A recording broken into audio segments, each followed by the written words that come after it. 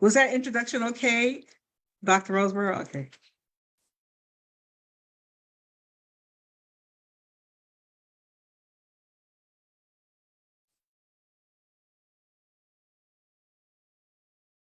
You are now live. Hello and welcome to the Talk on Health, presented by the YWCA of the Lower Cape Fear region, as well as the Delta Sigma Theta Sorority Incorporated Wilmington Alumni Chapter in Wilmington, North Carolina. We're pleased to have you with us today. And prior to our presentation, I would like to read this land acknowledgement. The YWCA of the Lower Cape Fear region serves the people located within the Lower Cape Fear region. This land once thrived with the life from indigenous peoples known today as the Cape Fear Indians and the Wakamie Suzan Indian people. Living in established settlements along the Cape Fear River and Lake Waccamaw, along with many other established sites in the region. We need to protect and honor the history of these places. Indigenous peoples are not relics of the past. They are still here continuing to demonstrate their talents and gifts amidst the backdrop of ongoing colonization and oppression. They are worth celebrating. We hope our land acknowledgement statement will inspire others to stand with us in solidarity with Native nations. Thank you for listening to that land acknowledgement. Today, I would like to present our panelists. I am your moderator for this session. I'm Dr. Janie Canty Mitchell. I am a retired nursing professor, educator, researcher, and my background has been in public health, mainly working with children and youth from urban backgrounds and their families. And I love working in community partnerships with others to promote the health of children and families. Our panelists today, I'll start with Dr. Danielle Roseborough. She is a very established person within the community of Wilmington, North Carolina. She has her PhD, received her BA in secondary education from the University of North Carolina, Chapel Hill. She has a master's degree in history from Wake Forest University and a PhD in curriculum and teaching cultural studies from the University of North Carolina, Greensboro. She began her career as a high school social studies teacher in Winston-Salem, North Carolina. Currently, Dr. Roseborough is a professor in the Watson College of Education at the University of North Carolina, Wilmington, and Chief Diversity Officer. She has over 30 publications focused on race, gender, and equity in public education, including a recent book chapter entitled Dismantling the Architecture of Good Teaching. She also has over $960,000 in external grant funding with colleagues, the bulk of which has been funded through various components of the Fulbright program. Dr. Roseborough currently lives in Wilmington, North Carolina, with her husband, Bradis, and 16-year-old girls, Maya Jasmine and Sierra Joy. Our next panelist, you raise your hands, please, Dr. Keisha Bryant. Dr. Bryant is a native of Raleigh, North Carolina. She is a two-time graduate of North Carolina State University with a BA in psychology and a Master of Education in Counselor Education, and a doctoral graduate of Gardner-Webb University in Organizational Leadership. In her current role, she is a state school counseling consultant at the North Carolina Department of Public Instruction. In addition, she is a licensed clinical mental health counselor and is a board member with the North Carolina Counselor Association. Our last but not least panelist is Dr. Miranda Kohlenberg. She is a licensed clinical mental health therapist associate who currently works at a school-based clinical therapist through New Hanover County.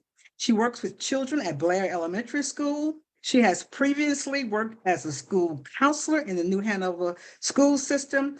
Miranda earned her master's in counseling from Messiah College in Pennsylvania. As you can see, we have a wonderful panelist. who can talk to us about issues related to COVID-19 and the impact on our school-aged children and youth.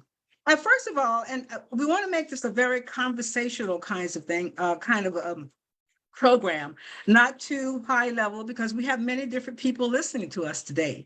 So the first general question would be, what experiences have you had with school-aged children and youth during this COVID-19 pandemic, either as working with families directly or indirectly with school systems or as an educator or just in general? And we'll start with you, Miranda Kohlenberg, if you don't mind. Since you're working directly with kids. And you take yourself off mute, please. Yep, sure, no problem. So during COVID, I was working in the school system as a school counselor. So throughout all of COVID, that during the time when the schools were closed, when the world kind of was shut down, I was the school counselor. And then I switched over to school-based mental health. So that was about a year ago. So now I'm kind of working in the aftermath piece of it with students and families. So I've worked with both all of the students and then their families as well. Okay. And Dr. Bryant, did you want to add anything? So I think as well, working as a school counselor, working with supporting schools and families with transitioning to remote learning, working to address mental health and social emotional issues that we saw with students in the transition of COVID and changing the structure of how learning looked. Also working with professional development for teachers who are also experiencing their own wellness issues as educators on the front line, and how we were able to support them. And then just looking at resource allocations for across the board to making sure that all students had access to learning and access to supports for their families during the transition to remote learning. And we'll get into more detail about some of those things a little bit later. Thank you. Dr. Roseborough. Hi, everyone. So first and foremost, I'm a mom of twin girls. So I was a parent during all of this, but also I was a program coordinator in the College of Education for our secondary program, the Master of Arts in Teaching program. So I was actually working with student teachers in the field when the world first shut down. So that was an interesting perspective. And I also, in general, have worked in the College of Education, collaborating with our partnerships across all 12 of our school districts. Wonderful. The first question on the list is, what were some mental health challenges? We'll put it in two buckets, and then we'll start with that first, that you witnessed with the school-aged children that they faced during COVID-19. And then the second part will be the academic challenges. Well, we'll start with the mental health challenges first. What were some of the mental health kinds of challenges you saw? And this can be very broad. It could be behavioral as well as mental health from a psychological standpoint. And anyone can start. I would say in the schools, we experienced and saw a rise in anxiety, depression. And so you take a child who goes from having structure to no structure. That's a huge shift. You take children who may be now learning remotely without supervision, without parents, not knowing the impact of what COVID meant for their households. So I think for me, one of the things that I saw as an educator, as a school counselor, professional, was just really seeing a rise in anxiety, being separated from parents, panic attacks. And then I saw that in regards to just depression. And so if I already did not like school, so when we talk about remote learning and we talk about cameras being on, if I'm already not engaged in school, then that may increase the disengagement levels that I may be feeling. So for me, I think I saw a lot of rise in just anxiety related issues with our students as a result of COVID-19. Could you talk a little bit more about, how that manifested anxiety? I mean, what were some of the behaviors that you saw that made you believe it was anxiety? Could you Could you share a little bit for those people who may not know exactly what anxiety might be? So yeah, so just maybe meltdowns in regards to students not wanting to do schoolwork, being nervous about schoolwork. Would I pass or fail? And so now that I'm in the remote learning, if I'm not getting assignments in, does that mean that I'm going to be able to be promoted for the next year? If I was going into COVID already being a low performance student or struggling in a particular content area, and if I don't understand it in person, then that might be a heightened barrier now that we're doing remote learning. Also, if my family has been impacted with job loss because of COVID. And so now not only is school an issue, but also provision, and will I have enough when we talk about family economic impact.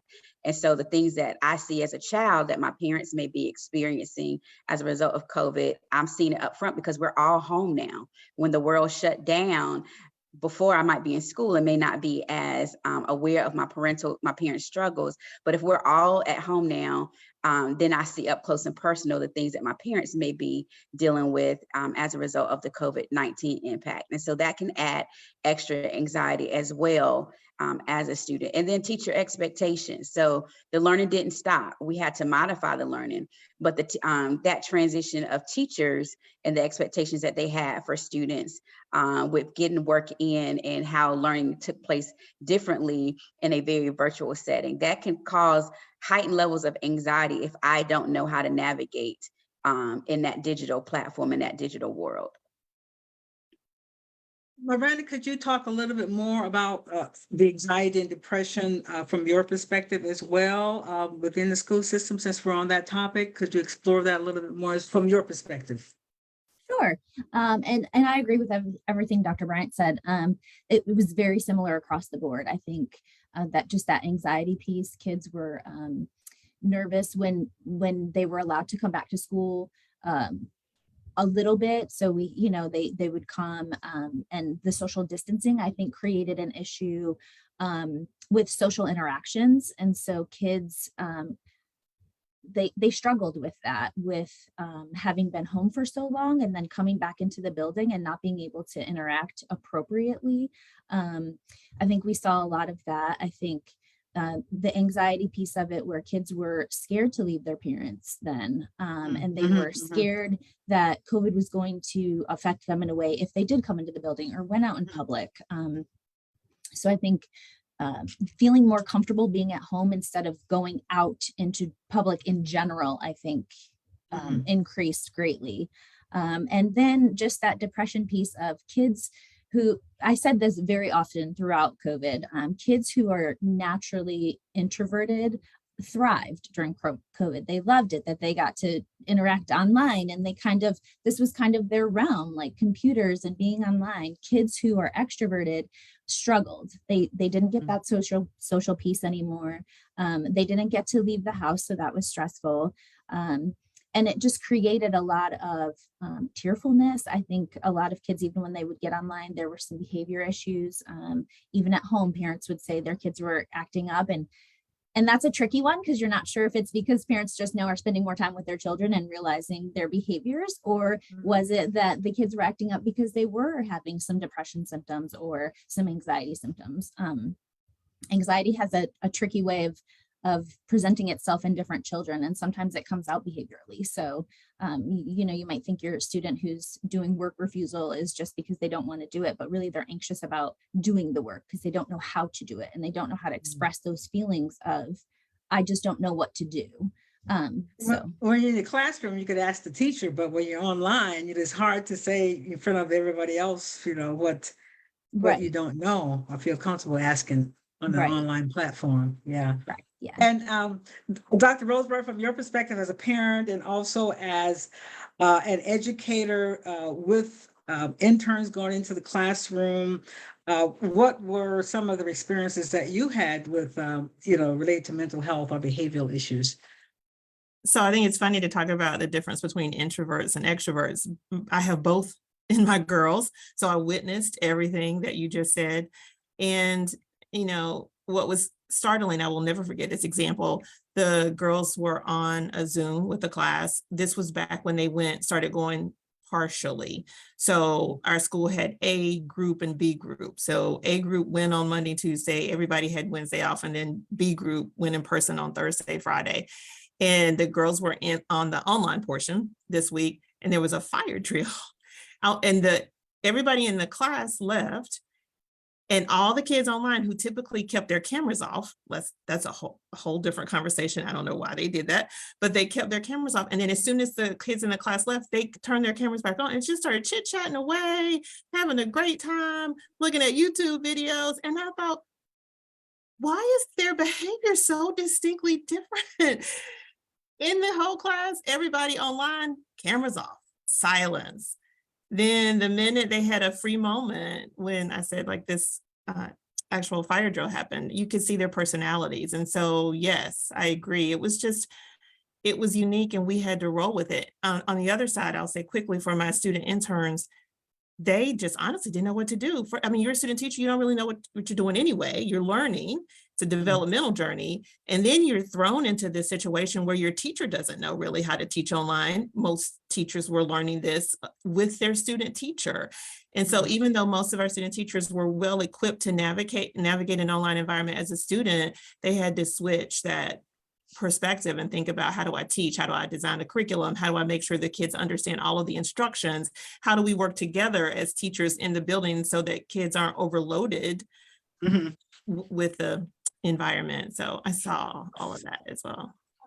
Yeah, which brings to the next question. When you see all of this happening, what are ways that you've seen that teachers, parents or families or whatever have dealt with the mental health issues that students face?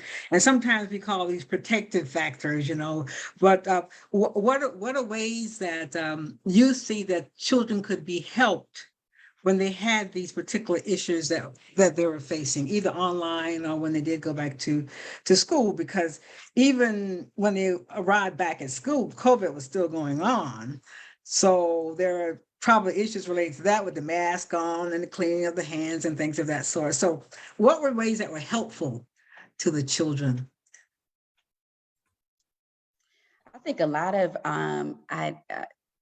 of schools, as a result of the heightened increase of emotional and mental health concerns due to COVID, a lot of schools have started incorporating SEL, social emotional learning initiatives. So whether Could you it's been talk a little bit more about what that means? okay. So We have a very SEL audience is short, here. I'm sorry, we're talking acronyms in education, but social emotional initiatives to support social emotional well-being in the classrooms. And so for some schools that may look like wellness days school-wide, there have been some schools who have received grants to have what they call calm centers or calm corners. They are incorporating within their school at the beginning of a class things to address how you're entering into a class. And so no longer during before you might do a warm up, the warm up may be, how are you feeling emotionally, to kind of take a temperature of the room for students. So I think there's been a lot more strength and collaboration to support students, not just academic well-being, but their social emotional well-being within the schools. There has been partnership at the state level with the Department of Health and Human Services through grants to support students as well. So a lot of districts are receiving grants to support mental health well-being and different learning initiatives and collaborate. So when you talk about school-based mental health therapists being in buildings, that may have been things that we may not have had as vast pre-COVID, but now there's a huge need. And so a lot of districts are receiving funding to be able to support and expand their supports for emotional well-being for students. And then not just for students, but also for the educators, because the teachers and the educators were on the front lines, but they go home to their families, as Dr. Roseborough say, we're parents too. So there was fear that may have been in the educators. So working to support the educators to deal with their own issues. I think some other things that were being done were to support those that needed access to health resources as a protective factor. So when we look at grant funded initiatives, so vaccinations, have screenings and those different type of things, especially in your rural areas. So making sure that the level of access was there for families to leverage if they needed it as a protective factor. Okay, and chime in, Ms. Colbert, and Yeah, Dr. Roseberg. I was gonna say, and I think as a whole, as a society, we became more aware of mental health during the pandemic. So if anything good came out of it, I think that was something good that came from it. So with that being said, I think there was a push to get more mental health providers in the school system. So in New Hanover County, for example, there were 17 school-based therapists before COVID, and now there's approximately 34. So we Was have that for the whole county, 17? yes, they were Wow. only in certain schools, and now we Right. have a school-based therapist in almost every school. So Wow. almost every elementary school. Wow. That's So progress. yeah, right. And it was just a huge push to try to get additional services. And not only that, some additional counselors were hired and social workers. So there was a huge push this past year for that to happen. And so I think that piece in itself is phenomenal in the sense of we have so many kids who just need that additional person to talk to. They need that constant human in their life that's going to give them that encouragement, that's going to normalize their feelings of fear, normalize their feelings of, anxiety and things like that. And let them know like this was a stressful time and it is okay. Everybody is going to feel the way that they feel and your feeling is valid. However you are feeling, it's okay. But talking about that is super important. And not only that, but then the schools really pushed for just those kids to be allowed to do small groups and things like that. So they really did take that on as let's get these kids what they're needing. And the SEL piece of it is so important. So SEL for social emotional learning. Okay. learning. Yep. Yeah. There's a huge push for that this year, which is fantastic. Even just Okay. morning meetings in the classroom, having the kiddos sitting around and just talking about, hey, how was your day today? Like, how are we starting out this day? What's your morning been like? Just to get that pulse on where they're at so that we can, if they need to go see the counselor or the social worker, or, if they need to be referred to me, then we can do that. So. Yeah. And from the teacher's perspective, though, they were going through anxiety and problems and depression and everything as well, Dr. Roseberg. So what did you see as some things that were happening to help teachers, and in your case, the interns, so they could help students better? Did you see anything happening from your perspective on that end? I did. I'll speak about this from a parental and a teacher perspective. So especially when we went back to not every kid being there every day and teachers had that solid one day in between, I felt like teachers had more collaborative planning time.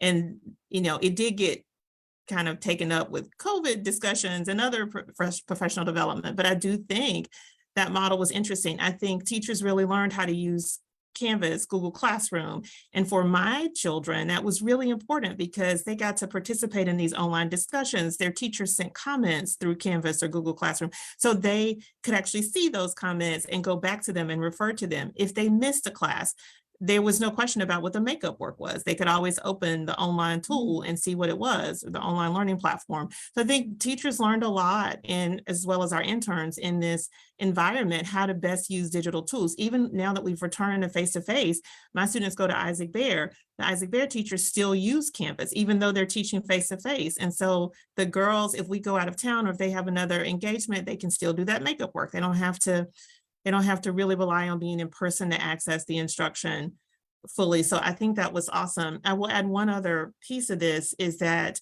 extracurricular activities and sports, I was very excited. My girls were in middle school when this started, and their middle school, as did, the entire county and other districts, really kind of worked to bring those back as safely and as quickly as they could, because they're really important in the development of young people. And last but not least, our principal, Philip Sutton, I will give a shout out to.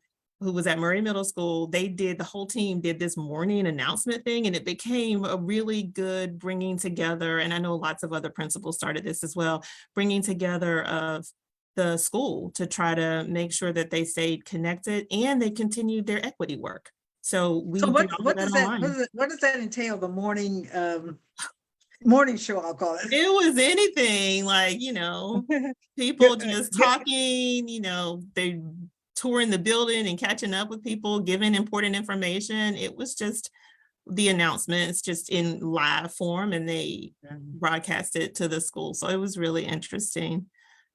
Really good connection. Yeah, and so now you want to say something else, Miranda? I was just gonna also add, just for the Thank teachers you. and the employees of the school system, there was more information pushed out about the EAP program, so the Employee Assistance Program, just for staff at the school level to realize that they can get therapy for, essentially it's like 5 sessions that you get if you go through your EAP. But that's available. I think sometimes people forget that those benefits are available to them. So I think there was a little bit of a push to let teachers and just everyone was affected who works in a school building, everyone. So to let them know that that was available, and we're still doing that now, sending that information out just so people can, utilize that. And just as a reiteration, Employee Assistance Program is what EPA stands for, a support system for staff, employees, to help them during their own personal times of trouble.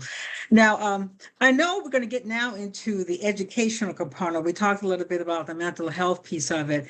The second part of this discussion talked about any losses in educational learning that occurred during this time, especially among children who were already at risk, or who may not have already had adequate or sufficient learning. What kinds of special efforts were done to help those children, especially those who may not even have access to computers, or who may not have internet access, and those kinds of things? So what were done to help those students?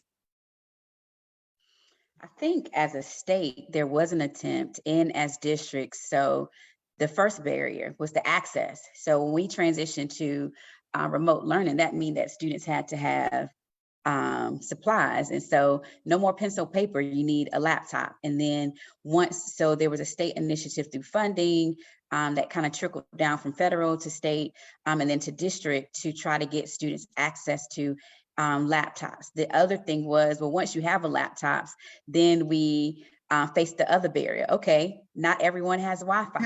And so there was the temporary partnership with people like Spectrum to provide like hotspots or opportunities like that, so that families that may not have Wi-Fi in general would have that access to the Wi-Fi for the laptops to work, because now we're all remote.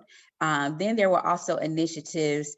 I saw a greater increase of teachers doing, especially for students who may have had to be quarantined. So, now I can't be in school, or if I'm back in school, now I have to be out for 10 days, because those policies kept switching as to, who could be in, if you're vaccinated, if you're not vaccinated. The parameters just kept changing and were ever evolving. And so I saw teachers up close doing one-on-one, spending their planning times, their lunch times, to do one-on-one check-ins, Google Meets with students, to make sure that those students were caught up and making sure that they had understanding. And so whether it was a 15-minute check-in, it wasn't just for tutorial, but it was just kind of a meet-up and a check-in to make sure those students were good. So I think those were some of the intentional practices that were done for students, to make sure that if they were experiencing some type of academic loss or learning, trying to make sure that they had access. And then also, I think a lot of districts tried to make sure that some of the other basic needs were being met for students. So food. And so they were utilizing bus drivers to maybe, set up spaces where students could get lunch And so that to address some of those other barriers, they were providing childcare. So when COVID first Who were the hit, they, who were providing the so childcare? districts, so They, for instance, so districts were to keep people employed, were using different people. You might be using a bus driver or cafeteria worker to provide childcare in buildings oh, for teachers to come to work so that you would have people to teach the students. And yes. so they were providing, but it kept everyone employed. But we're using roles in a different way, or you were using bus drivers to, now you don't have buses running to do routes, but can we use these buses to maybe provide or deliver lunches and food? And so that was a way to help with the academics. Because if we think about Maslow's hierarchy of needs, if the basic needs are not met, then you really can't expect me to sit online or in your classroom to learn. And so I think that was some of the things that were being done to try to address that academic learning loss and significant loss and failure that I saw. And I always like to, because we have different audiences here, just talk a little bit about Maslow's hierarchy. Because we talk about it like it's normal, but maybe not everybody knows what you're talking about. So just in simple terms, if you don't meet the basic needs of a student, a person, then it's hard to move into the learning. And so basic physical needs. So resources. So do I have food and clothing? Do I have those basic things to help me? If I'm hungry, then I'm not focused on learning a concept because I'm hungry. I don't have a house to live in. If I don't have a house to live in. And Yeah. so working to make sure those basic things are taken care of. So then I can be a more engaged student. I can be a more engaged participant. I'm not sleeping. My camera's not closed because I have food. So food could answer a lot of things. I have food, I have water. I have a laptop, so I'm not having to deal with not having that resource and feeling less than, because my parents can't afford to get me a laptop. If you provide it to me, then I could be an engaged student in your class. And give me internet. Right. And so, and then we don't have homework completion issues, because now you have set me up for success because you've provided me those basic resources. Okay, so could you expand a little bit on from your perspective, and then we'll have Dr. Roseberg chime in from her perspective. Yeah, so I was going to just add on to that too, that if all of those things like didn't meet the needs, then some teachers did take packets too. So there were some teachers who would drop off packets to students, just so they had something that could keep them learning and engaged. And then we experienced all the same things, the bus drivers came and delivered food, or neighborhoods, one family would come and pick up food for an entire neighborhood. And so it was really a beautiful thing to see it all happen. But then when the students did start coming back, the multi-tiered system of support, the MTSS process, that's an initial again. Yeah, so it stands for multi-tiered system of support. And that's how the schools handle so the academic and behavioral needs of students. It's kind of a triangle. And so that was already in place. That's already been in place. And so then we could identify the kiddos who needed additional support. Everyone starts in tier 1, and then there's a group of the population that is in tier 2, which means they just get a little bit of additional support, either academically or behaviorally. And then a tiny portion of students that gets additional support from that. And so either academically or behaviorally. But once those students are identified, then they do get that support within the classroom, or they get pull-out support from a different person within the building that is trained to help them in that specific area. I'm so glad that you're saying this, because so often, you hear the negativity, you hear the negative, what's not done to help kids, this and that and the other. But during this particular time, what I'm hearing is that everybody came together to try to support the youth, the school age chairs, from the state level to the local level to community level. I know in some of my cases, I know of some like churches and whatever were sites for school children who did not have internet access, so they could come there and do their homework. And some other community agencies also chimed in to have the, in a safe environment, of course, because the parents didn't have internet access. So I think that when we can come together as a community, as a group, to support school-aged children and youth, I think that is the most effective. But when we try to work in silos is when we fall apart, I think, and don't see the big picture. Dr. Roseberg, do you want to add anything else on what we were just talking about, school successes and losses? Yes, I will echo everything that's been said so far and just add this. Yeah, even as much as people came together, teachers did their best, parents did their best, we know that there still were existing disparities that were exacerbated by pandemic education. That It is got worse, right? that is a fact. So the Department of Education, the Office of Civil Rights issued this report in 2021 that outlined those disparities. And they've been mentioned here, particularly for children with disabilities. That access was not as easy, especially in districts where they were already stretched thin with lack of resources. Technology, we've talked about it. So we did the best we could, but we still have these exacerbated disparities. And I will say, one of the opportunities though that came, and I was very fortunate as a parent for my kids to be able to take advantage of these, was okay, my kid who was in, or my child who played cello, Junior Strings put their season online. So she still had, in addition to her teacher who was teaching orchestra online, I can't even imagine how she did that, but they had this opportunity through Junior Strings online, the science fair, science Olympiad, all of these extra academic opportunities that students typically did face-to-face. Those organizers worked really hard to still offer those online, and my girls really benefited from that, as did other young people. So I would say we're still seeing the effects with young people on the pandemic with existing disparities. And I'm not sure when we will be able to, if we can make up those gaps.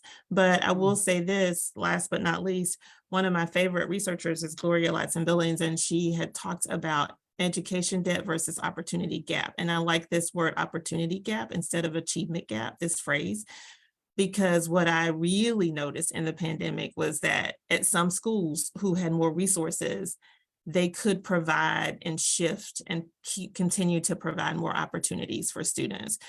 And that will benefit them in the long run. So we have to make sure that we continue to do that for all schools, all kids everywhere, and to support families in recognizing and taking advantage of those opportunities.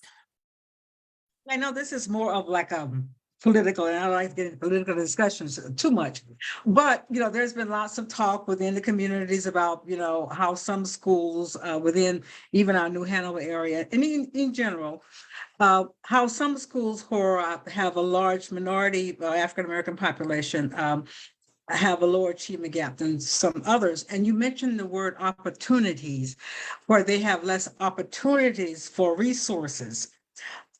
What, from a larger perspective, and I know this is probably getting beyond just what you're already doing, from a larger perspective, what do you think that could be done if we could create something, if we could create something, imagine something really huge that we have not thought about that could help students with that achievement at those schools, given the circumstances and resources? What could be done? Because kids' minds are so bright.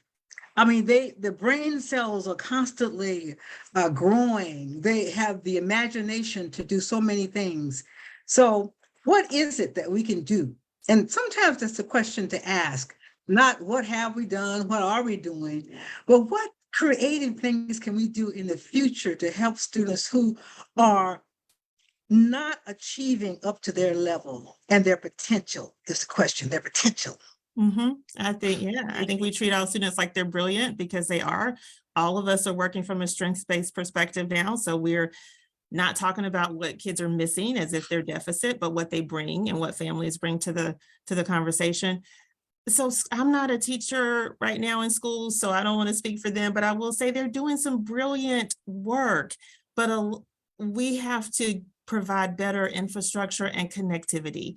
Because if we've had What brilliant does that idea, mean? What does if- that mean? If we have this brilliant idea over here at this particular school, it should be really easy for another school and their kids to access that.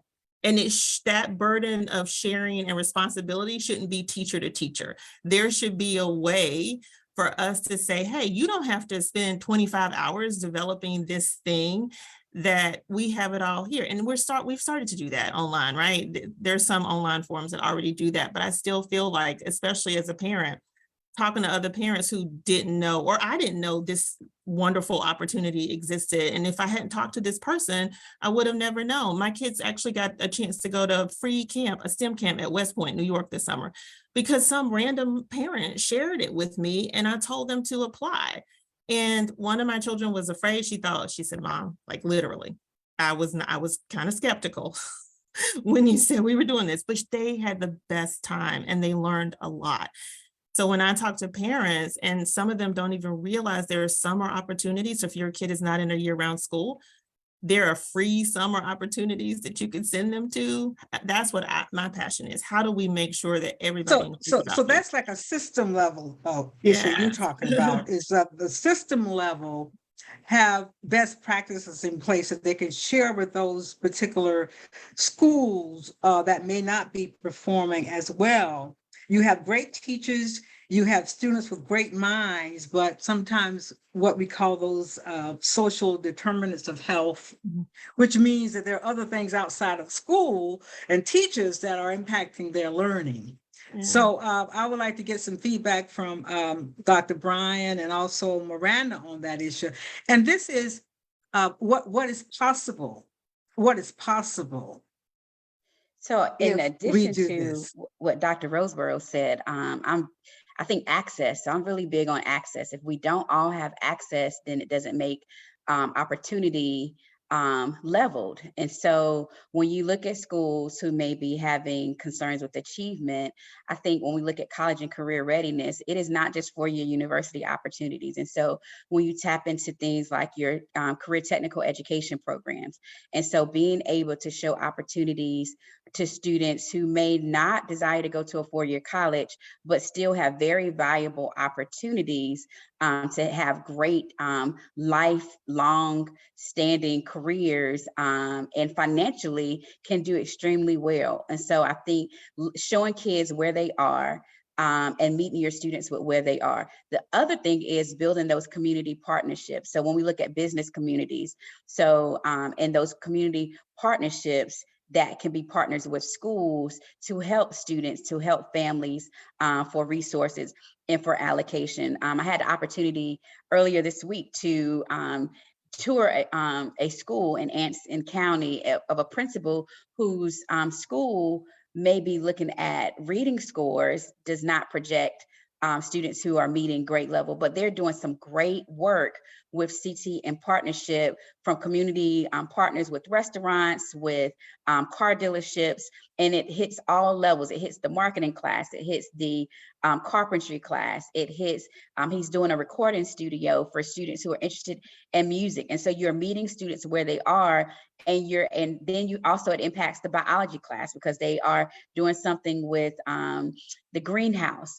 And so it's hitting those core content areas, but it's also hitting those career technical areas. So you hit every type of student where they are, and they are able to see the buy-in and be engaged in their own learning, their own opportunity. And then it makes it relevant. When we were in school, you know, we asked those questions.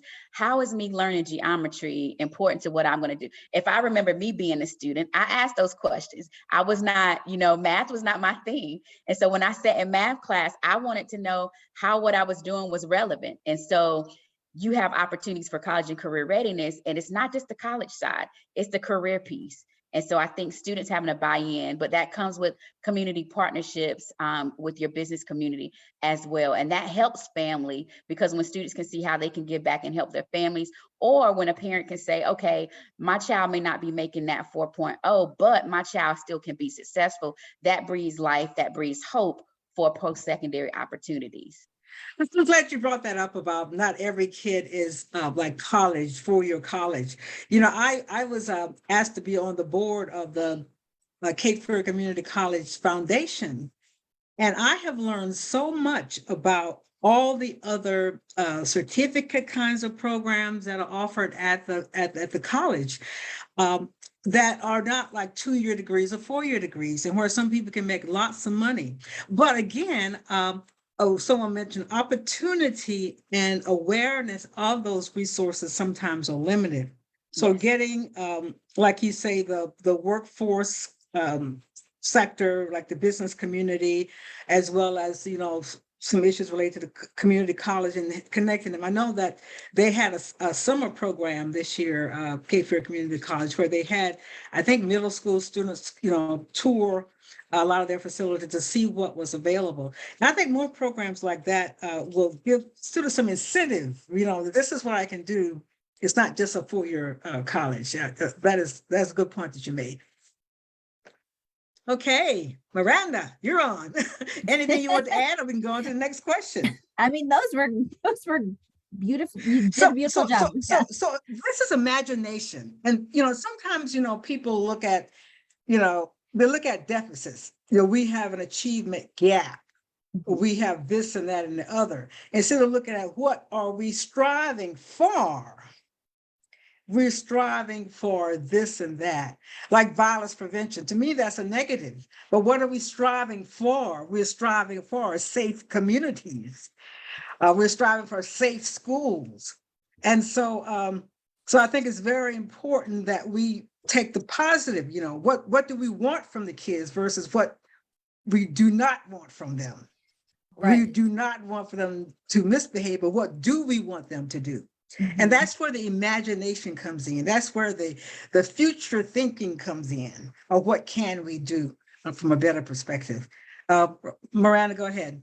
Oh, I was just going to say the one thing too, that just to kind of echo what they said, that that sharing of resources I think is super, super important for right now. I think like say one school is doing college and career readiness fair, like, okay, let's share that information with another school so that we don't have to reinvent the wheel. Like let's come together, not be sort of vying for like top dog of a school system, but hey, this is for all of our kids. All of these kids are part of this community. These kids switch schools, and it's not like they're loyal to just one school for the rest of their life. They have to like sometimes move schools because they've moved on. And so let's show them that we are New Hanover County Schools United, not just individual schools within this area.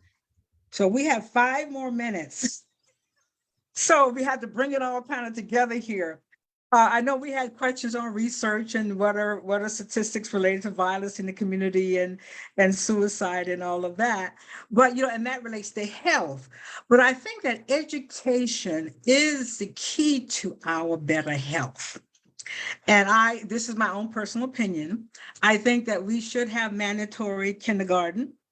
And we should have schools, monies for preschool and mandatory kindergarten. I know the names of my first through 6th grade teachers now. I can't remember anybody else. Miss McNeil, Miss Smalls, Miss Parker, Miss Moore, Miss Alfred, Mr. Stover, who was our principal. Elementary, the basics for everything. And, putting more effort into those things, I think, and that's my own personal political statement, okay? And we improve health when we improve education in our students. So we have about 1 minute each for you all to go around and give like closing remarks of what you want to tell families, of what they can do to support children, educators, what they can do. And to find hope, that there is hope out there for our kids. They're not lost. And we should do everything we can in our power at every level to promote the health and well-being and safety of our children, school-age children. And 1 minute for closing remarks and we'll be in. Who wants to start first? Dr. Roseberry? I knew she was gonna call on Imagination. me first. Imagine. Imagination, Yeah, this is interesting. I teach it. creativity, futuristic thinking. What's possible? Well, it's possible. I teach a class in creativity and imagination and education to our future interns, so our future Wow. students. So understand that. So let me start from the education perspective. Education students, this is what I try to model for them. This was important before the pandemic. It's equally important, if not more so after. That in order to discipline, if you want to use that word, your students, you have to know them and you have to set expectations based on what each individual student's dreams and aspirations are. You telling somebody to sit down does not matter if that sitting down is not somehow connected to the hopes and possibilities of that young person. So you have to know them. And so one thing I model for them is get all of your students to write a one page, this is what I want to do in my life, and this is how I'm going to get there. And then when I see you, student A, who is not doing what I think you need to be doing, I just don't say sit down. I say, do you remember when you told me you wanted to go to Harvard? Do you remember when you told me you wanted to be a computer engineer? Well, this is what you need to do in this moment to get you to that aspiration. So that's what we're working with our student teachers on. From my own parent perspective, parents, you know, you can email me, call me, but we need to band together to actually find all of the opportunities for students that they can take advantage of over the course of the year. And I really want us to think about how to create a better platform for people to access the free opportunities, the scholarship opportunities, because it is, like Dr. Bryant said, about access. So thank you. Okay, 1 minute from Miranda and 1 minute closing out Dr. Bryant.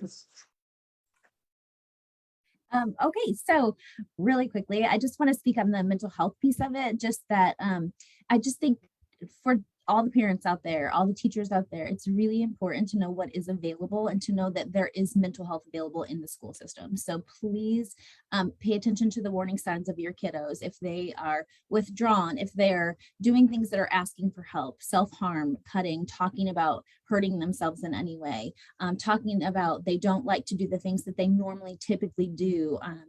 They just sort of seemingly could have some behavior issues if they're acting up in school, getting into fights.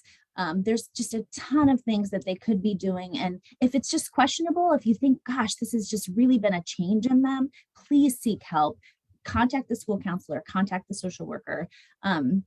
If you're in the Blair district, contact me. There is one of me in all the schools, so you can contact them. A parent can refer their own child for mental health. It's a free service. So this is not, you're not paying a copay or anything like that. Please reach out, please have a pulse on your kiddos and just really sit down, talk to them about what they're nervous about, talk to them how things are going, what's great, what's not, what do they feel like can be changed in their life. Have those open conversations, let them know that it's normal for them to feel anxious about the pandemic, things that have happened, look at what's been successful when we were in the pandemic, and then moving forward, how we can still utilize those things, and just be in contact with their teachers and find out how they're doing in school and their behaviors and things like that. So, yeah. Yeah, I think you make a good point. I did a study once and on parents' perceptions of their mental health needs in their kids. And the younger ages, parents were not aware that these are mental health problems or issues. They thought they were just bad kids. And so I think you make a good point about changes in behavior that does not fit within a normal range. That's a good point that you're making. And I'll just say there's never bad kids. Kids exactly. make bad choices, but there's never bad kids. Yes, exactly. But parents think they're bad, but they're not. Okay, Dr. Bryant, you're going to close us out. I just got a 2-minute warning.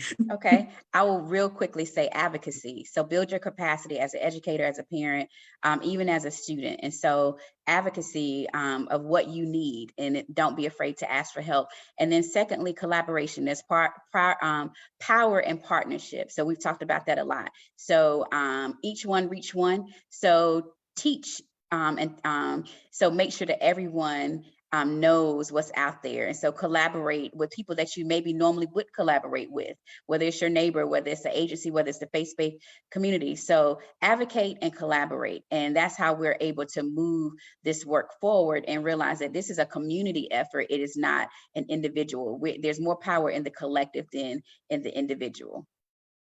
And that is a wonderful closing remark, I'd say. I think I haven't got my 1 minute warning yet, but I just want to close out to say thank you all very much for this wonderful conversation. I got invigorated. I don't know about you all, but I got excited because I see the future is great for our kids. We so much focus on the negativity in the country and with our kids and what's happening, but we live in a wonderful country. Lots of kids don't even have opportunities to go to school in other countries. And so we have this opportunity. We must strive to be the best. And we want our students to be the best, health-wise, educational-wise, safety-wise. And so thank you all for creating this opportunity to discuss this wonderful, what can we do? We talked more about COVID, right? Living with COVID, doing with our school-age kids. And we talked about a lot more than COVID, but these are things that could apply to any time, not just during COVID-19. Thank you all very much. And I think we can close out now. Thank you. And thank the YWCA and the Wilmington Alumni Chapter of Delta Sigma Theta Sorority Incorporated for this presentation. Goodbye, all.